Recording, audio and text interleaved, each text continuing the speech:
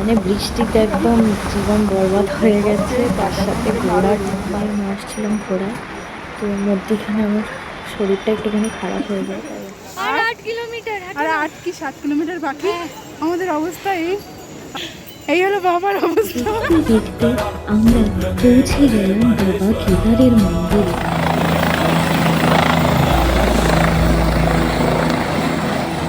আজকে আমরা যাব হচ্ছে Badrinath.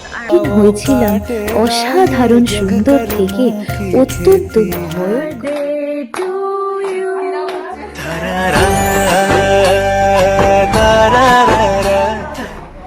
Good morning from Sitapur. আজকে আমরা যাচ্ছি হচ্ছে কেদারনাথ। আর এখন আমাদেরকে এখান থেকে হেঁটে যেতে হবে সোনপ্রয়াগ। তারপরে নিতে হবে গাড়ি করে যেতে হবে গৌরীকুণ্ড। ওখান থেকে হাঁটা শুরু করতে হবে। Best wishes for us. তখন ঘড়িতে বাজে সকাল 5:30, কিন্তু সূর্যের কোনো দেখা নেই। ভোর সবে হচ্ছে আর আমরাও বেরিয়ে পড়েছিলাম সোনপ্রয়াগের উদ্দেশ্যে। আমাদের স্টে ছিল সীতাপুরে, যেখান থেকে প্রায় 1.5 কিলোমিটার হেঁটে আমাদের যেতে হয়েছিল সোনপ্রয়াগ।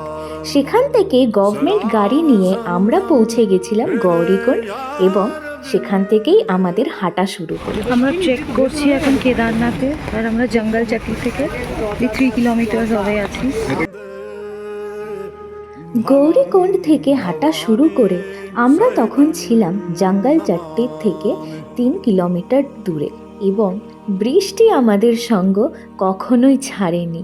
মুষলধারায় বৃষ্টি, সাথে ঘোড়া তো আছেই। এইসবের মধ্যেই ঘটল একটি বিপত্তি।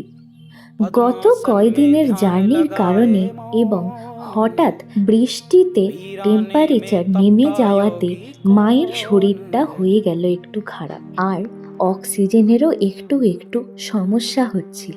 তাই আর বেশি রিস্ক না নিয়ে আমাদের যাত্রাপথ হলো আলাদা। মহাদেবের ইচ্ছায় মা আর আমাদের 2 বোনের মধ্যে একজন গেলাম মায়ের সাথে ঘোড়ায়, এবং বাকিরা চলতে থাকলাম হেঁটে।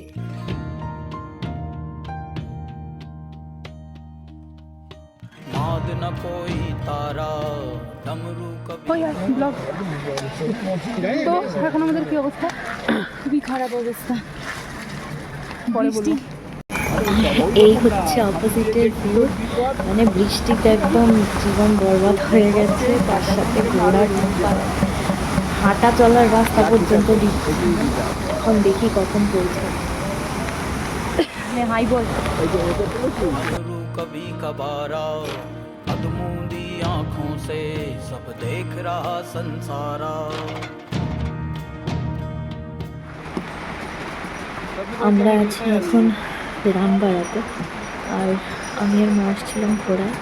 তো মধ্যিখানে আমার শরীরটা একটুখানি খারাপ হয়ে যায়, তাই এখন স্টলে বসে আছি। আর ঠান্ডা যাতে। আমাকে একটু ফোন করেছিলাম, সে আছে এখন ভীমবালিতে, আসছে বললো, দেখি কখন আসে, তারপর বেরোবো। এদিকে ঘটেছিল একটি বিপদ। প্রথমে যেহেতু আমরা হেঁটে আসছিলাম, তাই আমাদের জ্যাকেট, তারপরে আরও গরম কাপড় দিয়ে দিয়েছিলাম পিঠোর কাছে, যাতে হাঁটতে গিয়ে গরম না লাগে। কিন্তু বাকিরা যখন হেঁটে আসছিল, মা আর আমি ছিলাম ঘোড়ায়, তাই ঠান্ডার আন্দাজ হয়, এবং সেই ঠান্ডায় এবং স্নোফলে হয়ে গেছিল আমার শরীর খারাপ। এবং এই স্টলে বসতে ঘটল আরেকটি বিপত্তি। যারা আমাদের ঘোড়া চালক ছিল, বলে দিল তারা নাকি আর যেতে পারবে না উপরে, কারণ ঘোড়াদের নাকি শরীর খারাপ হয়েছে। অনেক কথা কাটাকাটির পর তারাই আমাদেরকে আবার নিয়ে গেল উপরে। না, তবে অসুস্থ ঘোড়ায় নয়, ঘোড়াগুলো ছিল একদমই ঠিক, কিন্তু বেশি পয়সা পাওয়ার ধান্দায় তারা আমাদের ভুলভাল বোঝানোর চেষ্টা করছিল। যাই হোক, মহাদেবের কাছে পৌঁছাতে হলে তো কষ্ট করতেই হবে। আমরা তাই নিজেদের মনে একটি বিশ্বাস এবং বাবা ভোলানাথের উপর ভরসা রেখে এগিয়ে চলেছিলাম নিজেদের পথে। কেউ ঘোড়ায়, কেউ হেঁটে। শুধু উদ্দেশ্য একটাই ছিল, যেভাবেই হোক পৌঁছাতে হবে বাবা ভোলানাথের কাছে। छल थल अगन समीर छाँव और धूप এখন প্রায় বাজে 4:45 আর আমরা বসে আছি এখন একটা স্টলে। আমাদের ঘোড়া ছেড়ে দিয়ে ঘোড়া পাড়াতে পাপার এখনো আসেনি, ওরা আসুক তারপর আবার এগোবো, ওদের আসতে এখন অনেক টাইম লাগবে। যাতে মেমোরিজ থাকে। আর 8 কিলোমিটার আর 8 কি 7 কিলোমিটার বাকি। আমাদের অবস্থা এই হলো বাবার অবস্থা। এই যে মা মা মা মা না ভিডিও করছি। এই যে ছোটু আর এই যে গৌতম দাদা, এই যে আমি, আর এই যে আর এই হলো নেচার। বৃষ্টিতে পুরো তার উপরে এই যে শোস্টপার পুরো ঘোড়ায় ঘোড়া ঘোড়া দেখতে এসেছি। লেটস গো আবার হাট। है जल थल अगन समीर छाँव और এখন আমরা আছি রামবাড়াতে। আর এই দেখা যাচ্ছে রাস্তাটা সারা कभी सर्जनहारा कभी আমাদের ওখানেই যেতে হবে, তাহলে পৌঁছাতে পারবো। शांत सलोने रुद्र रूप महादेव একদিকে সকলে যখন সবে হাফ রাস্তায়, তার উপর কন্টিনিউ বৃষ্টিতে সকলেরই খুবই খারাপ অবস্থা, এবং ঘোড়া তো আছে, আর সময় তখন প্রায় সন্ধ্যের মুখোমুখি। অন্যদিকে বাকি দুজন পৌঁছে গেছিল অনেক আগে উপরে, আর ওখানে ঠান্ডাও অতুলনীয় ছিল, তার উপর গরম কাপড়ের অভাব। কিন্তু সব কষ্টেরই তো অবসান আছে, কারণ এটা তো মহাদেবের স্থান। প্রায় সন্ধ্যে 6টা নাগাদ আমাদের পিঠু পৌঁছে গেল উপরে, এবং আমরাও পড়তে পারলাম গরম কাপড়। তারপরে একে একে প্রায় সন্ধ্যে 7টা নাগাদ পৌঁছালো বাবা এবং আমাদের 2 বোনের মধ্যে একজন, আর প্রায় রাত 9:45 নাগাদ পৌঁছালো আমার দাদা, বৌদি এবং আর 2 বোন। সেই দিন রাতটা আমরা কাটিয়ে দিলাম সেই স্টলেরই অপোজিটে একটি ডরমেটারি, কারণ রাত যত বাড়ছিল ঠান্ডা অত্যন্ত বেশি বেড়ে যাচ্ছিল। Good morning from Kedarnath. আজকে আমরা যাব মন্দিরে। কালকে রাতে তো আপনাদেরকে বলেছিলাম যে আমরা মন্দিরের কাছে যেতে পারি, কারণ অনেকটাই রাত হয়ে গেছিলো। আর এখন আমরা ফ্রেশ হয়ে এখন যাব মন্দিরের দিকে। এখন ঘড়িতে বাজছে হচ্ছে 7টা। আর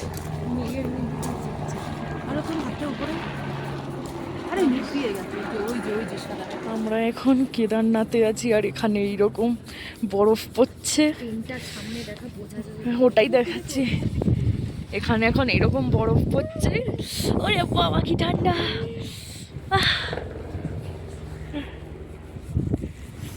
পাহাড়গুলো দেখা সামনে, এই হচ্ছে সামনের ভিউ। আমার জ্যাকেটে পুরো বরফ ভর্তি হয়ে গেছে।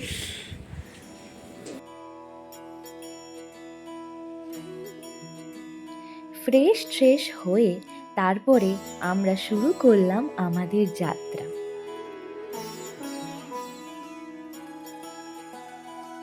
রাতে তো ঠিক করে দেখাতে পারিনি, কিন্তু সকালবেলা দেখাচ্ছি।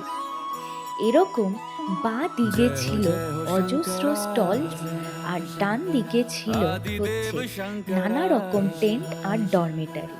এইটা হচ্ছে গভর্নমেন্টের GMVN গেস্ট হাউস, কিন্তু আমরা দুর্ভাগ্যক্রমে এটাও নিতে পারি, কারণ সকলের অবস্থা এতটাই খারাপ হয়ে গেছিল যে আমরা যেই স্টলে বসেছিলাম তার অপোজিটে যেই টেন্ট পেয়েছি সেই টেন্টই নিতে হয়েছে।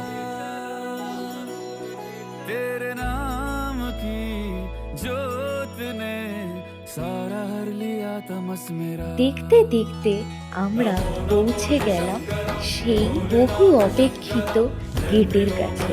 হ্যাঁ, আমরা পৌঁছে গেছি কেদারনাথের গেটে। গেট থেকে ঢুকতেই চারপাশের দৃশ্য ছিল অসাধারণ। ভাষায় প্রকাশ করার ঊর্ধ্বে।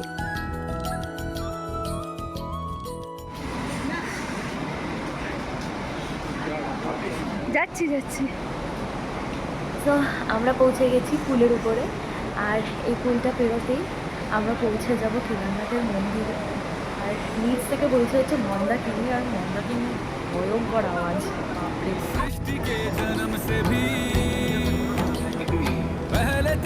ভাই মন্দিরে ঢুকে গেছে। ये जग रहे या ना रहे, रहेगी तेरी आस्था। আমার ফল क्या समय क्या प्रलय, दोनों में तेरी महानता, महानता, महानता। सीपियों की ओट में मोतिया जिस तरह, দেখতে দেখতে আমরা পৌঁছে গেলাম সেই বহু প্রতীক্ষিত জায়গায় এবং পা রাখলাম আমাদের मुझे স্বপ্নের जो সিঁড়ি। है मेरा था कभी नहीं मेरा। अर्थ क्या সকলের निरर्थ মুখে क्या, শুনেছি जो भी है এই सभी স্থানের तेरा। নাকি এক আলাদাই শক্তি, কিন্তু আজ আমরা জীবনে প্রথমবারের মতো এখানে এসে মনে হচ্ছিল জীবনের যত বাধাই আছে সব অতিক্রম করে আমরা এখানে পৌঁছেছি। এর থেকে বড় পাওনা জীবনে আর হয়তো কিছুই থাকতে পারে না।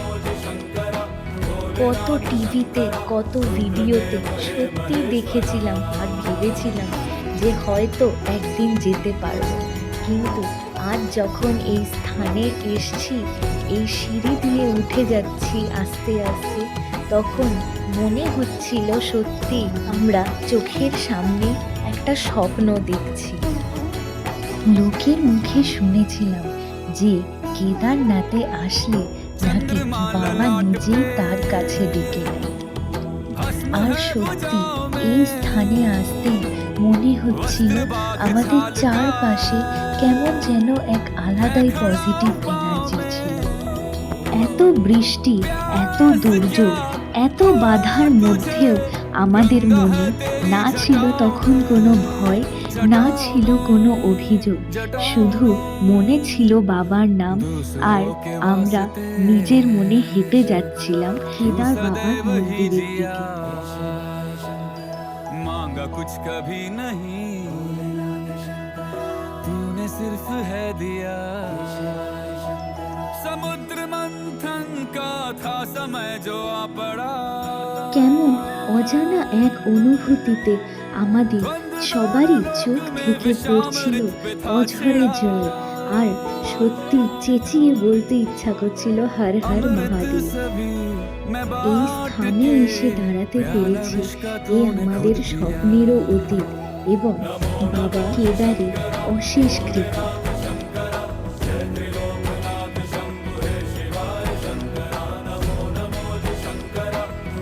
দেখতে দেখতে আমরা পৌঁছে গেলাম বাবা কেদারের মন্দিরে, এবং এই অনুভূতি যে ভাষায় প্রকাশ করার ঊর্ধ্বে।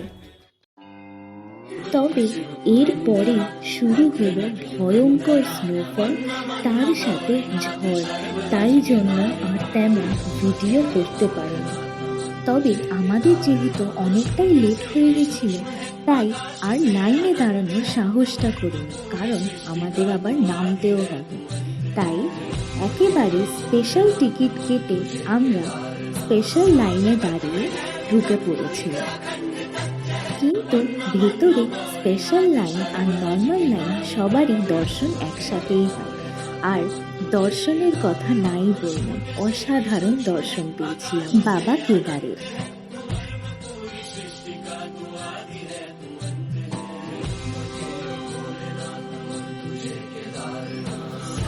আমাদের এইমাত্র পুজো দেওয়া হলো, আর এই যে ওম, বিখ্যাত ওম, আর এখন আমরা নিচে নামবো। এখন এখানে হালকা হালকা স্নোফল হচ্ছে, অতটা হচ্ছে না এখন। আর ওইখানে একটুখানি নীল আকাশ দেখা যাচ্ছে, আর এইগুলো চারপাশে করেছি।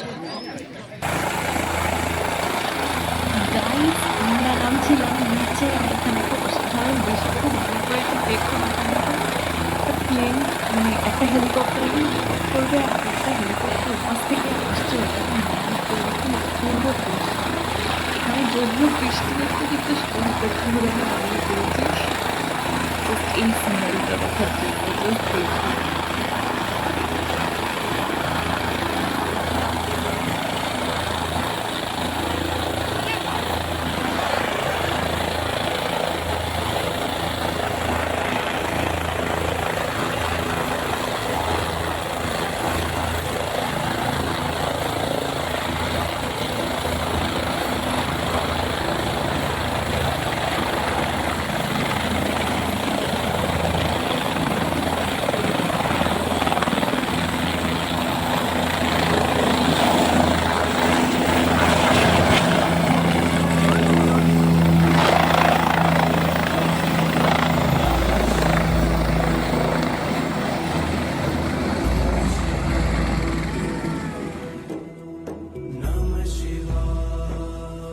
এরপর আর বেশি লেট না করে ম্যাগি আর চা দিয়ে আমাদের লাঞ্চ সেরে সবাই ঘোড়া নিয়ে নেমে পড়লাম নিচে, কারণ সবারই শরীর ভীষণ ক্লান্ত ছিল।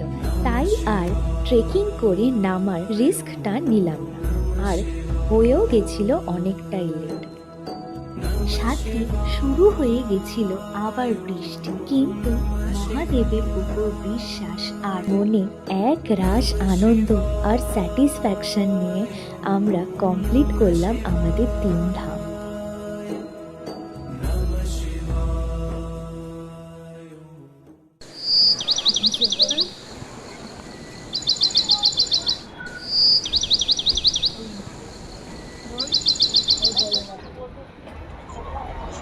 গুড মর্নিং গাইস, আজকে আমরা যাব হচ্ছে বদ্রীনাথ। আর আমাদের বেরোনোর কথা ছিল 7টার সময়, কিন্তু এখন 7:30 বেজে গেছে অলরেডি।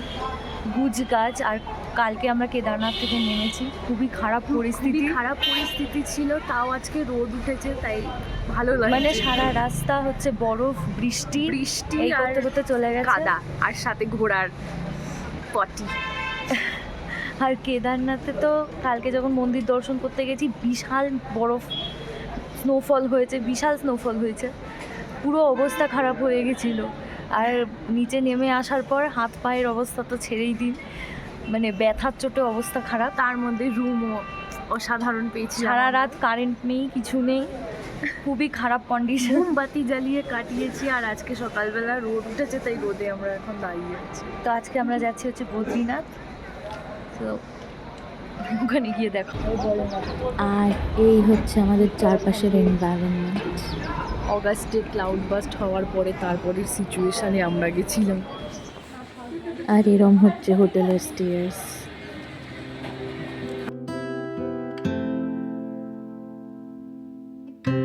ওই যেই রাস্তাগুলো দেখা যাচ্ছে, সেই রাস্তাগুলো দিয়েই আগের দিন আমরা গিয়েছিলাম কেদারনাথের উদ্দেশ্যে। কি ভয়ঙ্করই না দেখতে লাগছে না?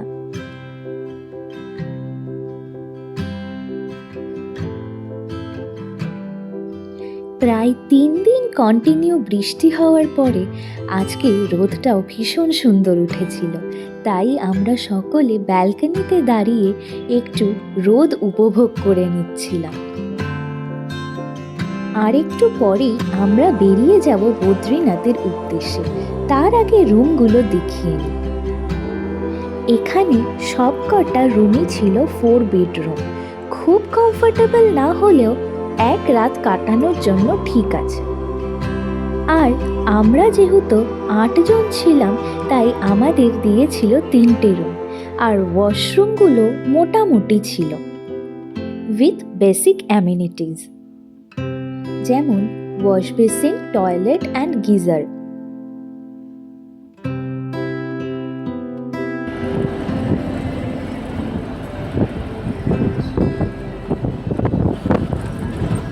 তো এখন ঘড়িতে বাজে প্রায় 9:15, আর আমরা বেরিয়ে পড়েছি।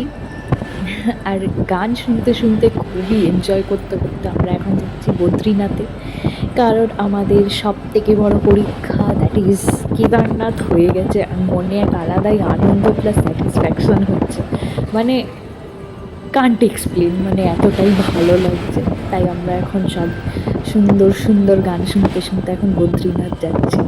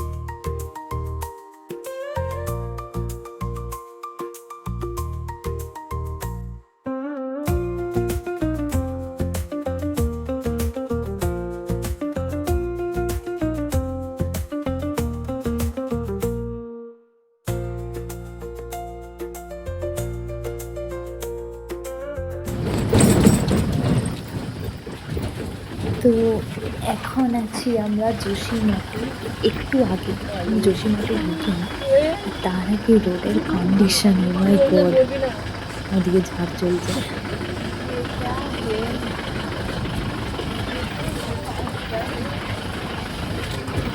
সামনে দিয়ে দেখুন, মানে বড় বড় পাথর এসছে পুরো, মানে কি অবস্থা, মানে এই কিছুদিন আগেই হয়েছে, এটা সরিয়ে রেখেছে জাস্ট।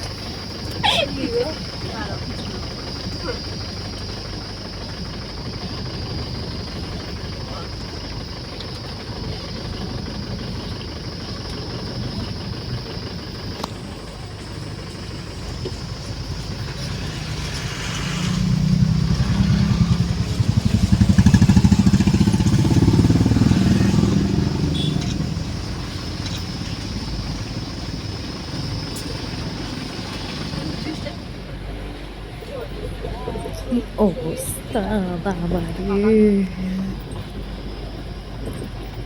আর আমরা আসার কয়দিন আগেই এখানে ওই যোশীমঠে ল্যান্ডস্লাইড হয়ে রাস্তা বন্ধ ছিল, তাই জন্য মানে এইরকম খারাপ অবস্থা। জাস্ট 1 সপ্তাহ হয়েছে নিউজে শুনেছি আমরা যোশীমঠের রাস্তা খুলেছে। আমরা তো টেনশনে ছিলাম যে আদৌ কি বদ্রীনাথ যেতে পারবো, তাও भगवान की कृपा में हम तो जा रहे हैं।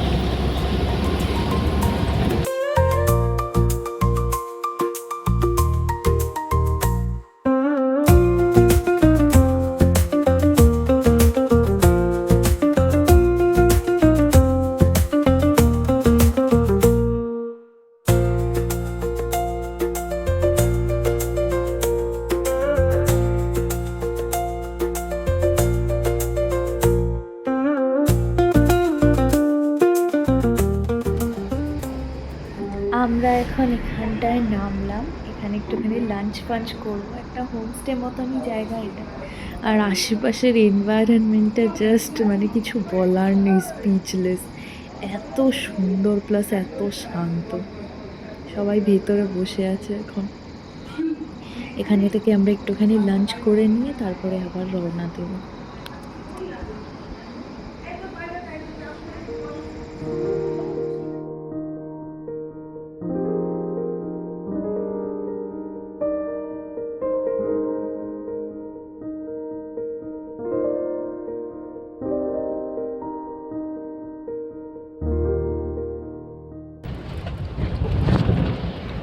আমাদের লাঞ্চ করা ডান, আর এখন বাজে ঘড়িতে প্রায় 3টে সোয়া 3টে মতো, আর আমরা আবার রওনা দিলাম পিপলকোটির উদ্দেশ্যে।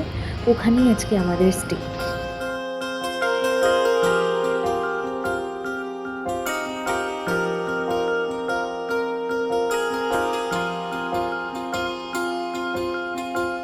বদ্রীনাথ যাওয়ার যাত্রাপথ সত্যি বর্ণনা করা যায় না। এত সুন্দর, চারপাশে খালি উঁচু উঁচু পাহাড়, যা মনে হচ্ছিল প্রায় আকাশ ছুঁয়ে গেছে। আর যাত্রা পথে মা অলকানন্দা কখনোই আমাদের সঙ্গ ছাড়ে, কখনো বাঁ দিকে কখনো ডান দিকে। खोली तो ही दर्शन पाएगा पता नहीं किस रूप में এই যাত্রা পথে আমরা সম্মুখীন হয়েছিলাম কখনো ভয়ঙ্কর রাস্তার অবস্থা, আবার কখনো অসাধারণ সুন্দর, যা সত্যি ভাষায় বর্ণনা করা যায় না।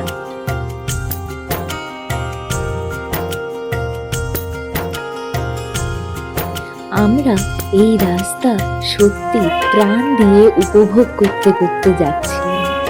এই যাত্রাপথে আমরা দেখিয়েছিলাম চামলি এবং যোশী মঠের মতো অপূর্ব সুন্দর গ্রাম, আবার অন্যদিকে দেখেছিলাম পাহাড়ের ভয়ঙ্কর রূপ। नियति भेद नहीं करती जो যদিও আমরা এই 4 ধামের যাত্রায় সম্মুখীন হয়েছিলাম অসাধারণ সুন্দর থেকে অত্যন্ত ভয়ঙ্কর রাস্তার, কিন্তু আজ যেন মনে হচ্ছিল এই 8 দিনে আমরা যা যা দেখেছি তার পুরোটা সংগঠিতভাবে আমাদের সামনে উপস্থিত হয়েছে। तेरी बाह पकड़ने को वो भेस बदल के आएगा पता नहीं किस रूप में आकर नारायण मिल जाएगा पता नहीं किस रूप में आकर नारायण मिल जाएगा।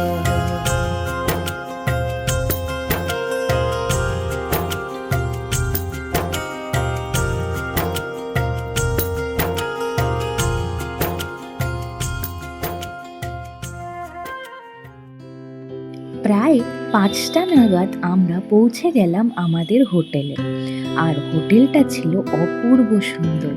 সামনে বিশাল বড় লেন আর গার্ডেন, তার সামনে একটা ছোট চাতাল মতো বানানো যেখানে জামা কাপড়ও কাচা যায়, আর হোটেলটাও ছিল পুরো বাংলোর মতো। অসাধারণ একটা লোকেশন ছিল হোটেলটার। এরপর আর কি, এত সুন্দর রোদ পেয়ে আর ওয়েদার পেয়ে সবাই কাচাকুচি করে চান ঠান করে রেডি হয়ে একদম চলে গেলাম আমাদের গ্রুপেরই একজনের বার্থডে, তা সেলিব্রেট করতে। চলুন শেয়ার করবো আপনাদের সাথে। তবে একটা বিষয় আগে থেকেই সরি বলে নেওয়া ভালো, হোটেলের নামটা ঠিক জানা হয়নি আমাদের।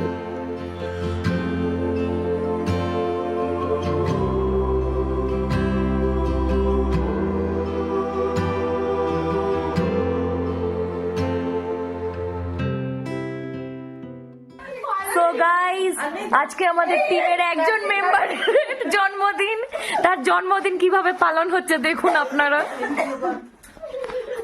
এই যে আপনারা দেখুন কি কি আছে আপনাদের জন্মদিনের মেনুতে। মাজা, কুরকুরে, ঝুড়ি ভাজা, পার্লে জি। দিস ইজ নোন অ্যাজ আরো আসছে আরো আসছে। দাঁড়ান আপনাদের একটু সামনে থেকে দেখাই।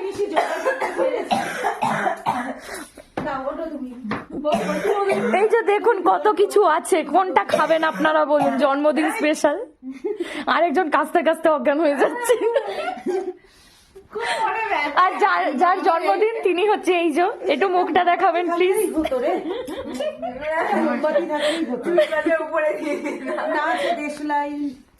শুধু আমাদের একটা মোমবাতির প্রয়োজন ছিল। This is known as pure আদিবাসী জন্মদিন সেলিব্রেশন।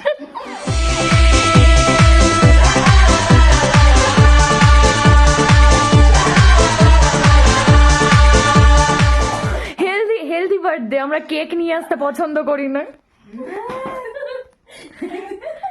আপনাদের এই ধরনের জন্মদিন সেলিব্রেশন কেমন লাগলো নিশ্চয়ই কমেন্ট করবেন, ভালো লাগলে শেয়ারও করবেন নিশ্চয়ই। কোনটা খাবেন আপনি? না না সবার আরে দাঁড়ান, ও দিদি দাঁড়ান একটু, পরে খাবেন। কোনটা দিয়ে স্টার্ট করবে বল?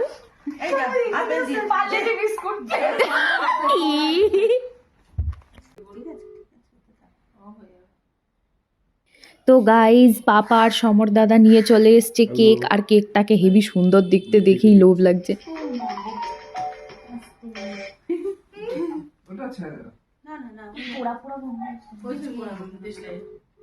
মুখটা বসিয়ে দে। মুখটা বসাতে পারিনি, গরম আস্তে সাবধান।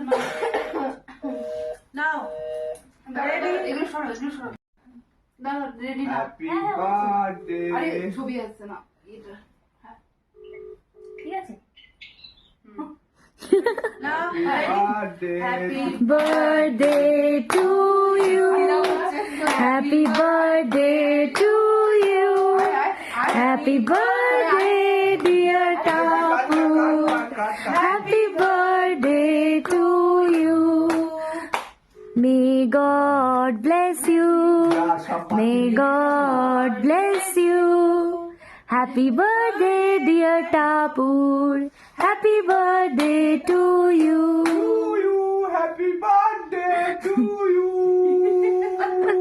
Okay, stop.